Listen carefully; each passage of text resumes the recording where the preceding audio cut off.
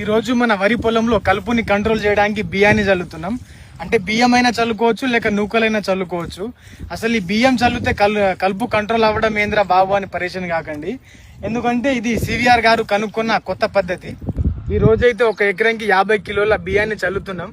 చూద్దాం అసలు ఈ కలుపు కంట్రోల్ అవుతుందా లేదా అనేది మీకు ఇంకో 15 రోజుల్లో ఇంకో వీడియో తీసి చూపిస్తాను. నిజంగానే కంట్రోల్ అయితే మాత్రం అసలు ఈ వరి పండించే రైతుకి, ఎవరైతే ప్రకృతి వ్యవసాయంలో వరి పండిస్తున్నారో వాళ్ళకైతే అసలు తిరుగులేదు.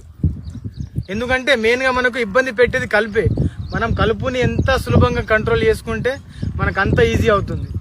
అంటే సివిఆర్ గారు చెప్పే మాట ఏంటిదంటే, మనం ఎప్పుడైతే ఈ బియ్యాన్ని చల్లుతామో అప్పుడు ఏవైతే మనకు కింద ఉండే సూక్ష్మ జీవులన్నీ ఆ బియ్యాన్ని తినడానికి వస్తాయట.